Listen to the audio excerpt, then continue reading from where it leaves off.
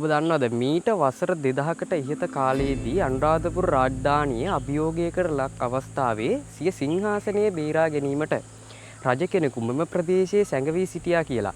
ඉතින් මොකක්ද අද මේ ප්‍රදේශය කියලා තමයි අපි බලන්න යන්නේ. මේ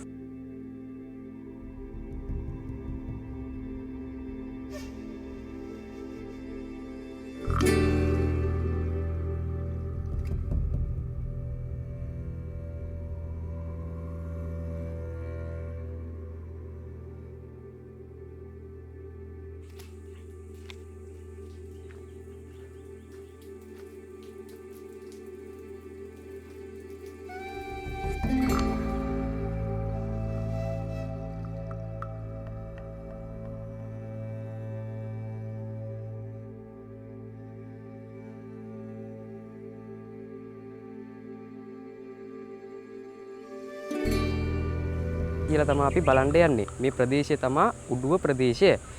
මේ උඩුව ප්‍රදේශයේ බුදුදහම සම්බන්ධ ගොඩක් දේවලුත් තියෙනවා. ඒ වගේම අපි කටාරම් කොටලා තියෙන ලෙනක් වගේ තියෙනවා. ඒව බලන්න යන්නේ. වලගම්බා රජතුමා තමයි මේ ප්‍රදේශයේ සැඟවී සිටලා තියෙන්නේ. වලගම්බා රජතුමා අපි දන්නවා අනුරාධපුරේ රාජධානිය කරගෙන ඉන්න අතරතුරේදී චෝල ආක්‍රමණ නිසා වසර 14ක් දිවයිනේ සෑම ප්‍රදේශයක් වගේම මෙතුමා සැඟවී තිබ්බලා තියෙනවා. ඉතින් ඒ වගේ සාක්ෂි එකතු කරන්න තමයි අපි යන්නේ. අද මම යන්නේ මේ උඩුව ප්‍රදේශයට. ඉතින් අපි යමු මේ සුන්දර ගමේ. හරි ඉතින් මම වීඩියෝ එක පටන් ගන්නේ වංගු 9න්. ඒ කියන්නේ දේදුගල මාර්ගයේ තියෙන සුන්දර මාර්ගයක් තමයි මේ වංගු 9. වංගු 9ක් තියෙනවා. මෙතනින් යමු අපිට. ඊට පස්සේ මෙතනින් තව කිලෝමීටර් 2ක් විතර උඩට ගියපුවාම අපිට ඔය උඩුව ප්‍රදේශයට හැරෙන්න ඕනි මාර්ගය පිළිබඳව දක්වලා තියෙනවා. එතනින් මම නවත්තලා පෙන්නන්නම්. ඉතින් වීඩියෝ පුරාවටම ඉන්න යමු මේ සුන්දර ගමනේ දිගටම අපිත් එක්ක.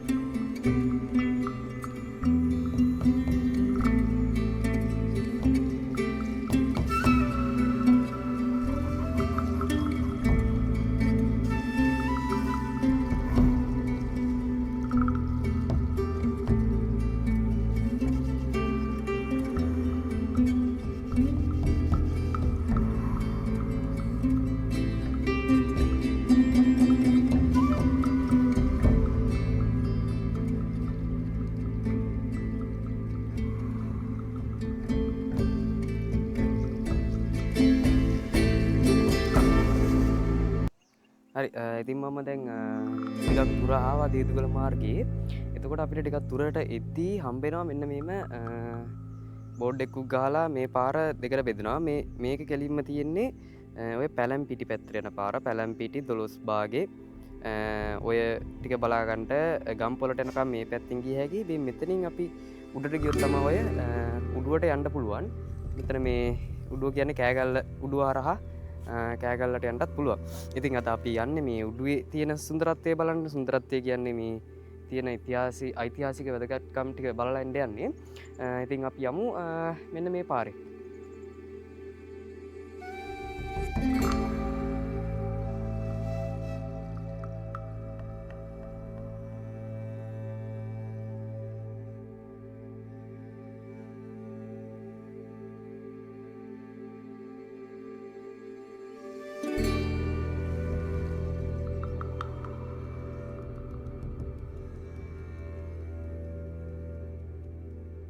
ක්‍රිස්තුපූර්ව පළවෙනි සියවසේ අනුරාධපුර රාජධානියට චෝල ආක්‍රමණයෙන් පසු වළගම්බා රජතුමාට සිය රාජධානී අතහැර යාමට සිදු වුණා. ඊට පස්සේ එතුමා විශේෂයෙන්ම කඳුකර ප්‍රදේශවල සැඟවී නැවතත් සංවිධානය වෙමින් තම රාජ්‍ය බලය පිහිටුවා ගැනීම සඳහා කටයුතු කරා.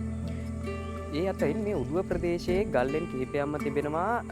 සමහරක් ගල්ලෙන් නම් රජතුමා සිටියා කියන්ට සාක්ෂි තියෙනවා. සමහර ඒවා ගෙනම් භික්ෂුන් වහන්සේලාට පූජා කරපුවා වගේ තියෙනවා. ඉතින් අද අපි බලමු මේ ගල්ලෙන් වලට ගල් ගුහා වලට ගිහිල්ලා කටාරම් කොටලා තියෙනවා වර්ෂාවෙන් ආරක්ෂා වෙන්න වගේ. ඉතින් අපි යමු ඉදිරියට.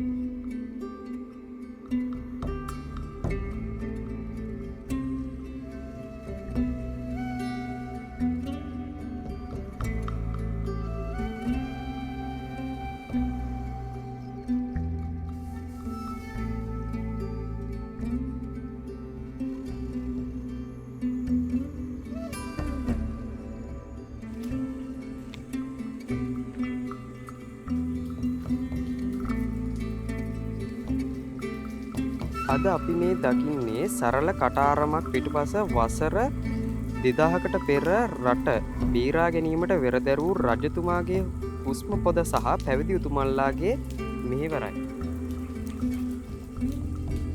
හරි ඉතින් මම දැන් මේ ඇවිල්ලා ඉන්නේ මම හිතනවා මෙතන ස්වාමීන් වහන්සේ නමකට තමයි මේක පූජා කරලා ඇත්තේ.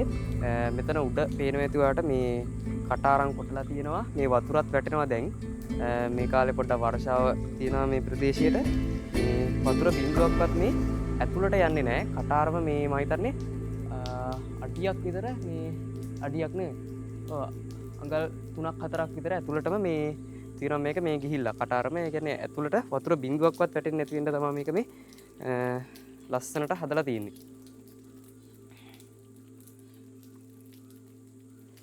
මම හිතන්නේ මේ තාමත් මේ ගමේ කට්ටිය එහෙමත් මෙතෙන්ට ඇවිල්ලා ඔය කැඩිච්ච බුදු පිළිම එහෙමත් තියලා යනවා.